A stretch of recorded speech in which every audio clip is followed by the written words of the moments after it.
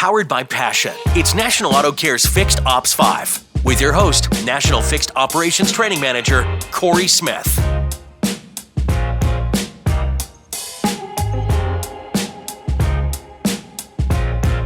And welcome to Fixed Ops 5. I'm your host, Corey Smith. Alongside me is Tim Pallay of Palmetto Consulting. Tim, how you doing today?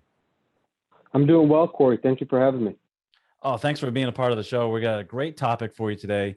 So 2020 was a fantastic year for dealer profits. Wouldn't you agree? Yeah, one of the best I've ever seen. Right. Margins on vehicle sales were up and helped make up for the lower averages on the fixed operations side last year because we had to shut the dealership down for a little bit, right? With average transaction prices continuing to rise and new vehicle inventory expected to remain tight for at least to the first half of this year, if not longer, dealers stand to make a solid profit on vehicle sales again this year. So what I wanted you to do, Tim, is put your consulting hat on.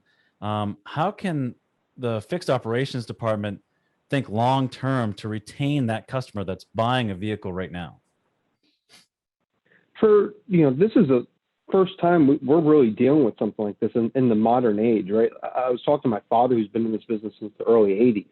And he references to like the time where the Teamster Union went on strike in the 80s, right? You had cars, but you couldn't get them to customers. Inventory was low. So you saw customers walking to your store that would never have walked into your store before. And it's because they need a car. And guess what? You're the only one that has it. For fixed, that's terrifying, right? Because we don't own that market. That isn't our backyard. That isn't our everyday customer who's going to be coming in for maintenance. So for fixed, we got to do that a little bit more to set the tone and get involved, right? I'm sure from the days of retail for you, it was always so important for us to get in with the sale, right? I used to always ask my team, hey, are we doing the service walks? Are we engaging the customers? Are we doing those things?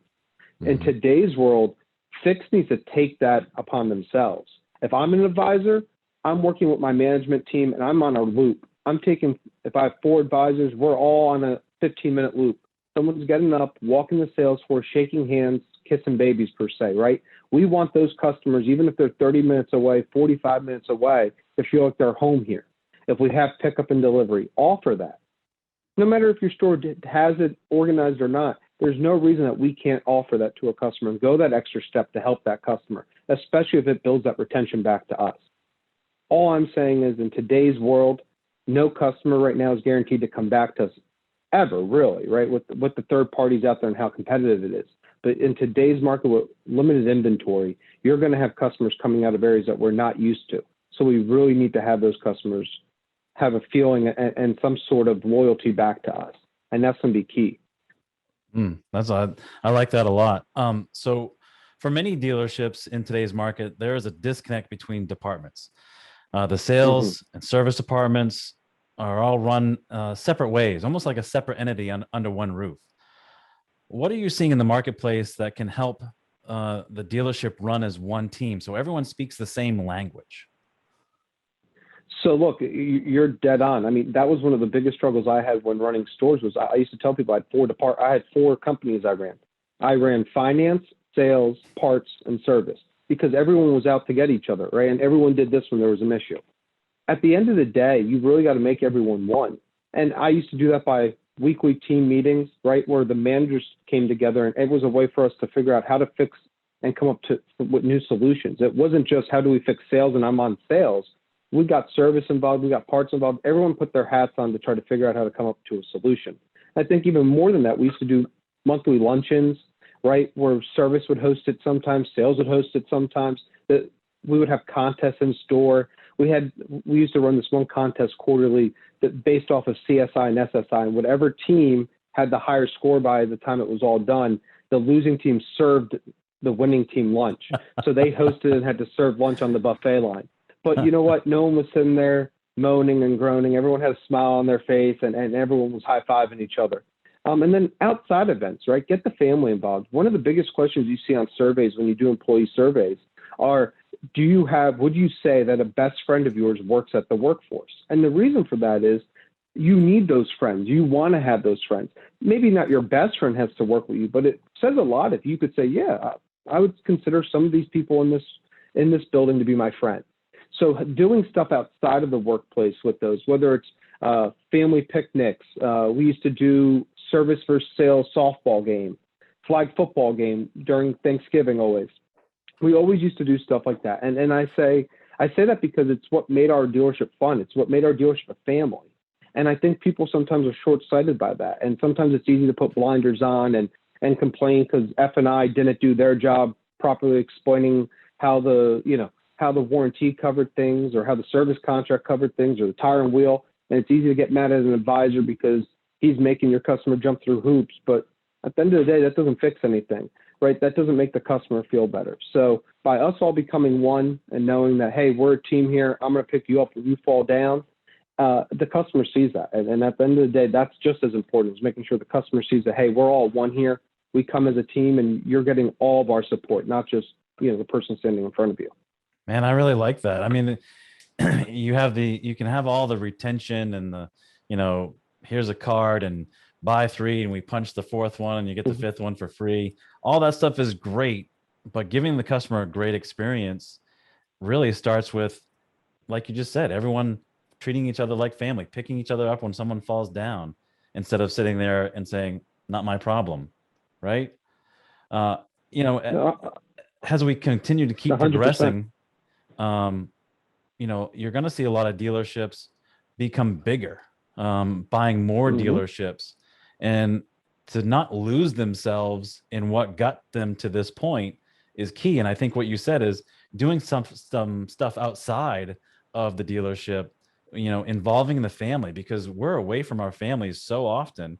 You're talking 12, 13-hour days. That's genius. I really like that. In your mind, what are 3 key takeaways from this conversation that we've had that the advisor can take away from it, the managers and outside agents or partners that are going into the dealership? I think what's really cool with this topic, and you nailed it right when you were talking about, buying more stores and all that. I kind of think all 3 of them are the same, right? And this might sound crazy, but everyone kind of has the same goals and the same objectives. They're just on larger scales, right? So what I would say is the 3 big takeaways is to continue to maximize every opportunity you have. For the advisor, that's new people walking into your store that they've never seen before. That's also new people, or customers coming into the store that are so used to switching out of cars that maybe are now holding that car longer because inventory is forcing them to. So they need to take care of those cars differently.